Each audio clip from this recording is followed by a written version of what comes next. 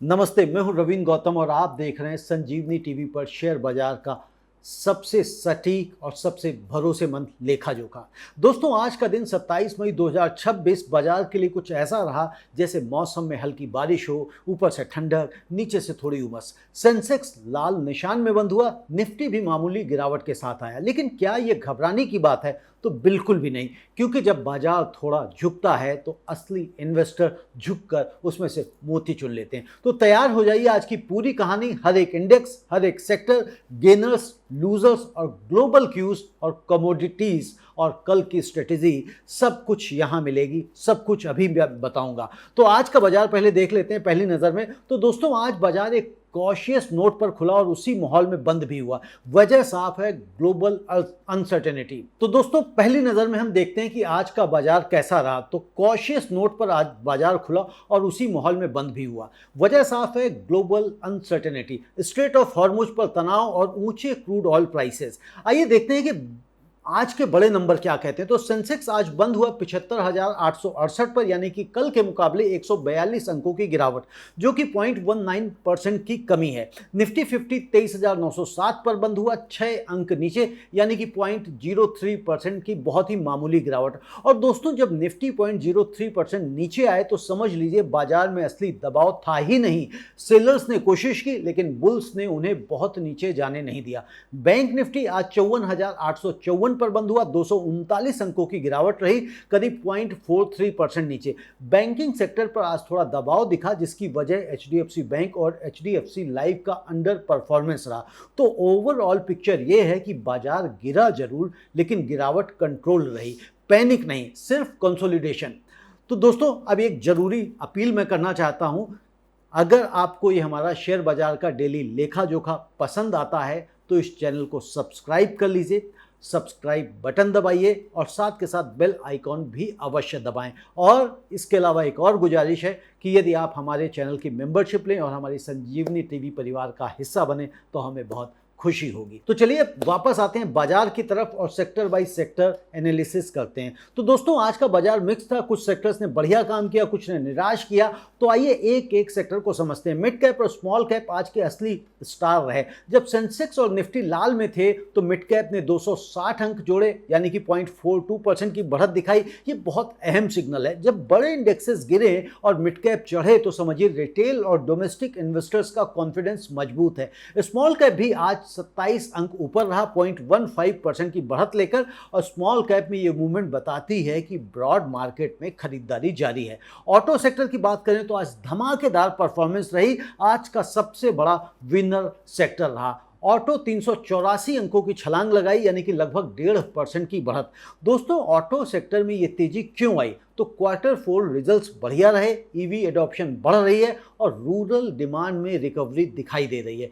टीएमपीवी जो आज top gainer रहा, वो इसी ऑटो वेव का हिस्सा है। मेटल सेक्टर आज जरूर चमका है और मेटल आज 226 अंक ऊपर रहा, 1.67% की बढ़त के साथ में। और दोस्तों, ये कोई आश्चर्य नहीं है। ग्लोबल कमोडिटी प्राइसेस मजबूत हैं, चाइना में इंफ्रास्ट्रक्चर स्पेंडिंग बढ़ रही है और हिंडाल्को जो आज टॉप गेनर्स में नंबर 2 पर रहा, वो मेटल रैली का प्रमाण है। Pharma sector steady and stable रहा। फार्मा आज 56 अंक ऊपर, यानी कि 0.23% की बढ़त के साथ बंद हुआ। फार्मा सेक्टर आज डिफेंसिव बायर्स का पसंदीदा रहा।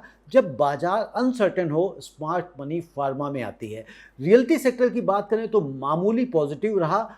आज तकरीबन 2.5 अंक ऊपर बढ़ा, 0.33% की बढ़त।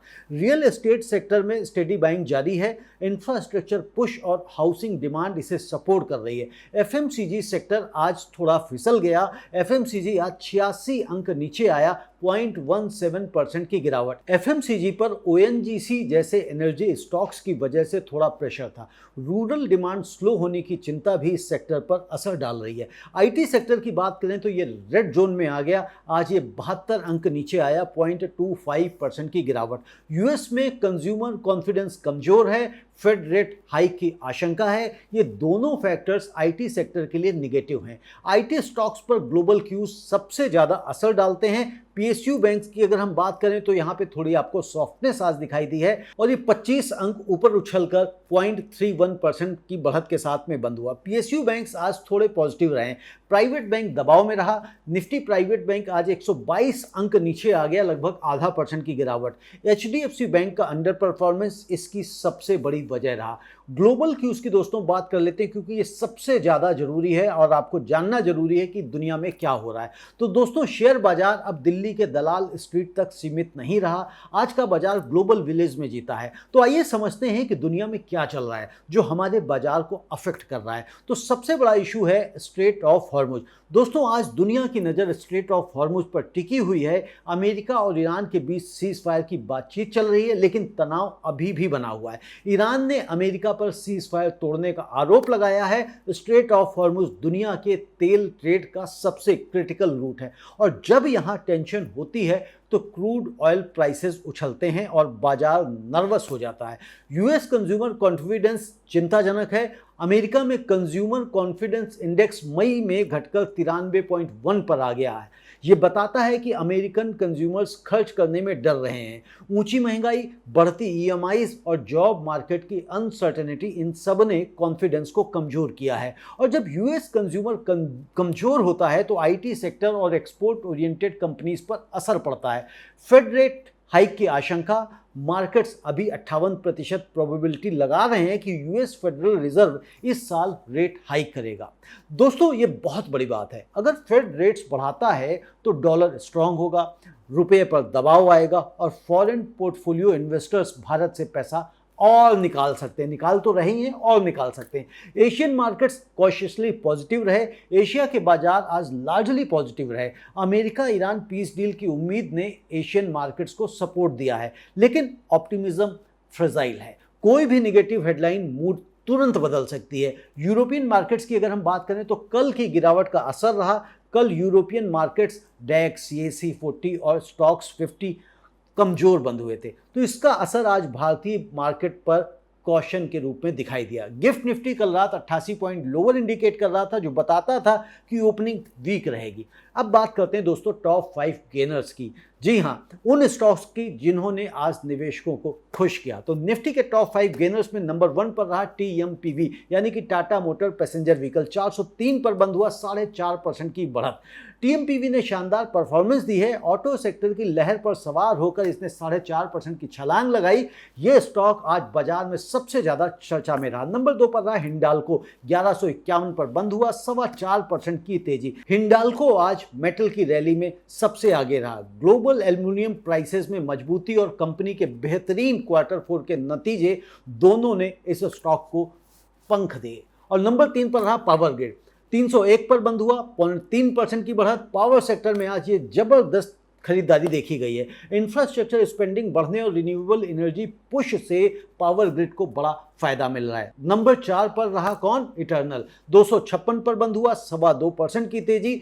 और ये अच्छी परफॉर्मेंस है। इन्वेस्टर्स ने इसमें वैल्यू देखी है और खरीदारी भी की है। नंबर 5 पर रहा NTPC, 398 पे बंद हुआ, लगभग 2% की बढ़त रही और ये टॉप 5 में शामिल रहा। पावर जनरेशन में NTPC की डोमिनेंस और गवर्नमेंट कैपेक्स का फायदा इसे मिल रहा है।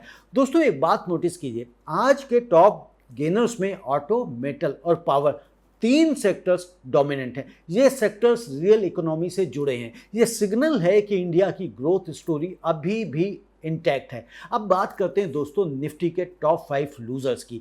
तो टॉप 5 लूजर्स में नंबर 1 पर रहा ONGC, 273 पर बंद हुआ, लगभग 5% की गिरावट रही और सबसे बड़ा लूजर रहा।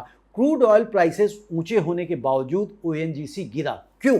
क्योंकि गवर्नमेंट सब्सिडी बर्डन और विंडफॉल टैक्स की चिंता इन्वेस्टर्स को परेशान कर रही है। ऊंचे क्रूड प्राइसेस का फायदा ONGC को उतना नहीं मिलता जितना लगता है। नंबर 2 पर रहा गिरावट में HDFC बैंक, 759 पर बंद हुआ, लगभग 2.5% की गिरावट रही। बैंकिंग सेक्टर में NIM यानी कि नेट इंटरेस्ट मार्जिन पर प्रेशर और स्लो क्रेडिट ग्रोथ की चिंता ने इसे नीचे खींच लिया। नंबर 3 में रहा HDFC लाइफ, 610 पर बंद हुआ, 1.36% की गिरावट रही। इंश्योरेंस सेक्टर आज वीक रहा है। HDFC लाइफ भी सेलिंग प्रेशर में रहा। और नंबर 4 पर रहा विप्रो, 202 पर बंद हुआ, 1% की गिरावट। IT सेक्टर की ग्लोबल अनसर्टेनिटी का असर विप्रो पर भी पड़ा। यूएस में कमजोर कंज्यूमर सेंटीमेंट्स IT स्टॉक्स के लिए अच्छी खबर नहीं रखते। नंबर 5 पर रहा SBI लाइफ, 1865 पर बंद हुआ, लगभग 1% की गिरावट। इंश्योरेंस सेक्टर में अक्रॉस द बोर्ड सेलिंग आज देखी गई। अब बात करते हैं दोस्तों एडवांस डिक्लाइन रेशियो की, बाजार की असली नब्ज की। जी हाँ दोस्तों, इंडेक्सेस तो एक पिक्चर दिखाते हैं लेकिन बाजार की असली नब्ज एडवांस डिक्लाइन रेशियो से पता चलती है। तो आज का एडवांस डिक्लाइन रेशियो, तो एडवांस में जो ऊपर जाने वाले रहे वो 1770 रहे, जबकि डिक्लाइन में 1533 रहे और अनचेंज रहे 119। दोस्तों ये एक बहुत पॉजिटिव साइन है। सेंसेक्स और निफ्टी भले ही लाल में बंद हुए लेकिन बाजार में 1770 स्टॉक्स आज ऊपर गए और सिर्फ 1533 नीचे आए, यानी कि बाजार की ब्रेथ पॉजिटिव है। ज़्यादातर स्टॉक्स में आज खरीदारी हुई। ये बताता है कि गिरावट ब्रॉड बेस्ड नहीं थी, कुछ हैवी वेट स्टॉक्स की वजह से इंडेक्सेस नीचे आए हैं, लेकिन ओवरऑल बाजार हेल्दी है। और जब एडवांस डिक्लाइन रेशियो पॉजिटिव हो और इंडेक्सेस स्लाइटली नेगेटिव तो ये कंसोलिडेशन होती है, क्रैश नहीं। स्मार्ट इन्वेस्टर्स ऐसे ही दिनों में पोजीशन बिल्ड करते हैं। गोल्ड, सिल्वर और क्रूड की बात करते हैं, यानी कि कमोडिटी मार्केट का हाल जानते हैं। तो दोस्तों शेयर बाजार के साथ साथ कमोडिटी मार्केट भी आज बेहद ही इंटरेस्टिंग रहा। गोल्ड यानी कि सोना 1,57,704 रुपये प्रति 10 ग्राम पर रहा। जी हाँ, और ये MCX पर ये ट्रेड किया इसने। इंटरनेशनल मार्केट में गोल्ड $4500 पर आउंस से ऊपर गया। गोल्ड को सपोर्ट मिल रहा है अमेरिका ईरान टेंशन के कारण और फेड रेट हाइक की अनसर्टेनिटी से और ग्लोबल सेफ हेवन डिमांड से।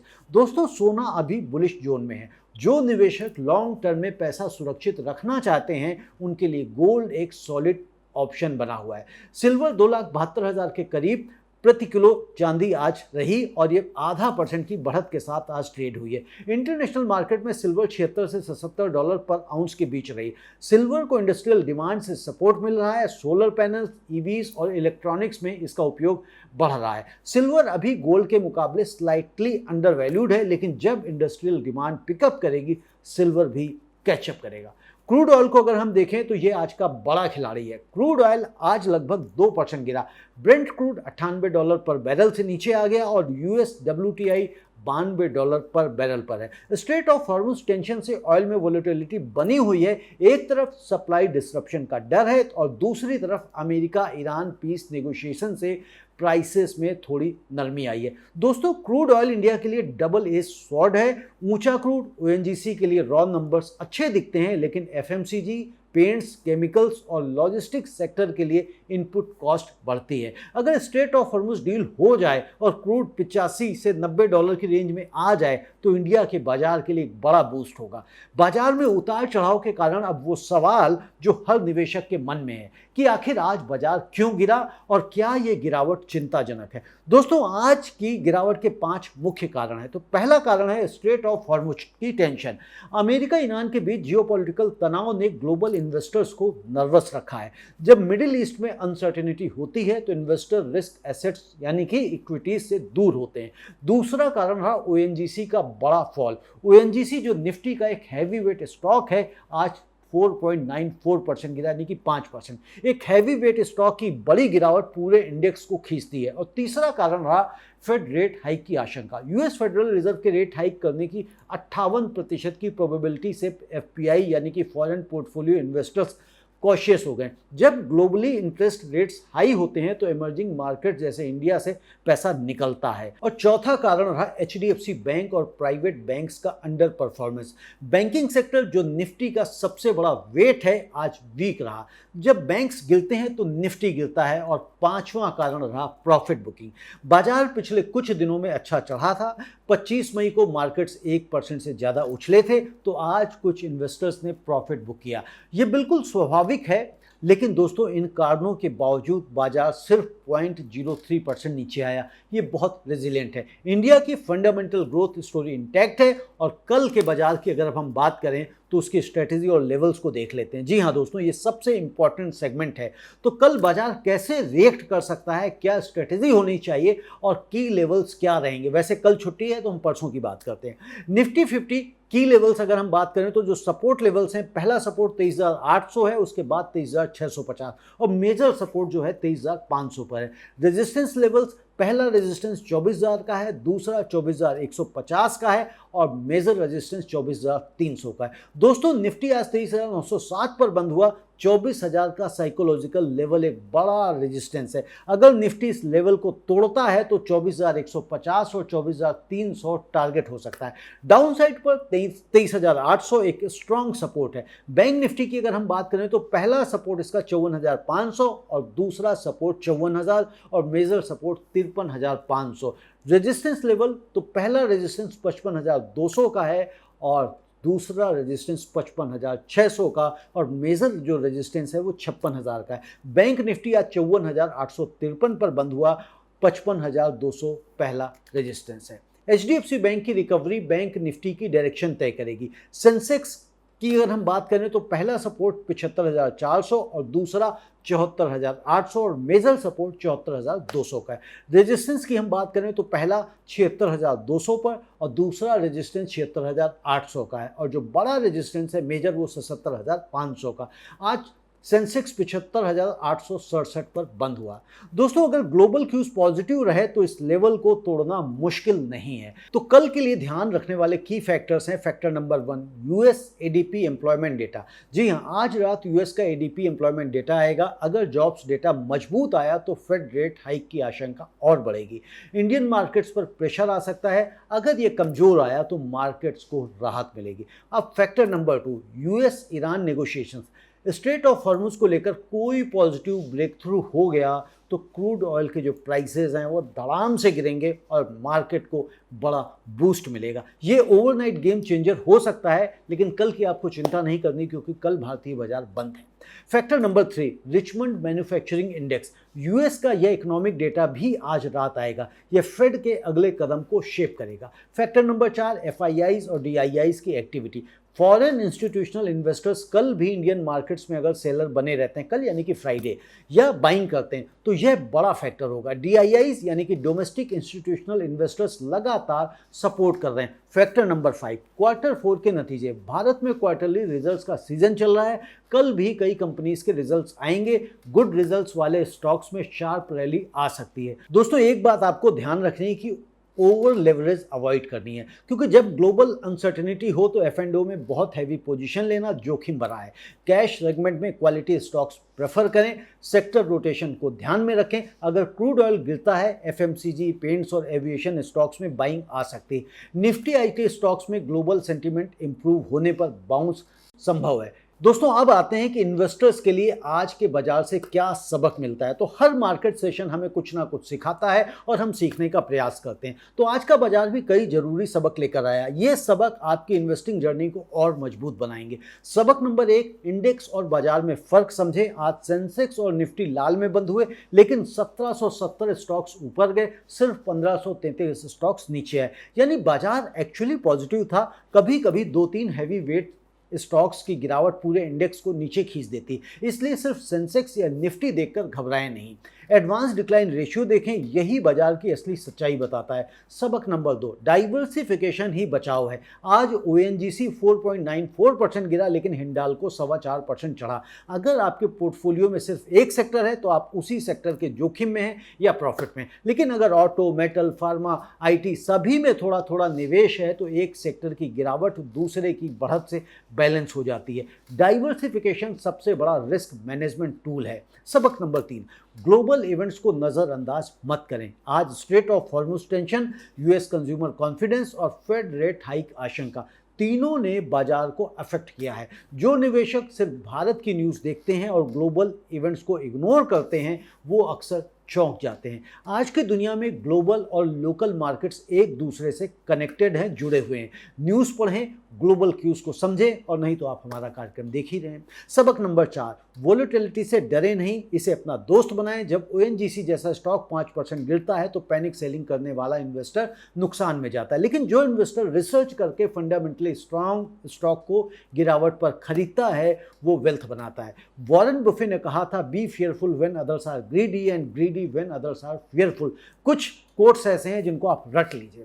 दोस्तों आज का दिन उसी फिलॉसफी को लाइव करने का दिन था। सबक नंबर 5 पेशेंस ही सबसे बड़ा रिटर्न देता है। जो निवेशक आज मिड कैप और मेटल स्टॉक्स में पेशेंस के साथ बैठे रहे वो आज पॉजिटिव रिटर्न में है। शॉर्ट टर्म नॉइज से डिस्ट्रैक्ट मत होइए, अपना इन्वेस्टमेंट थीसिस क्लियर रखिए और उस पर टिके रहिए।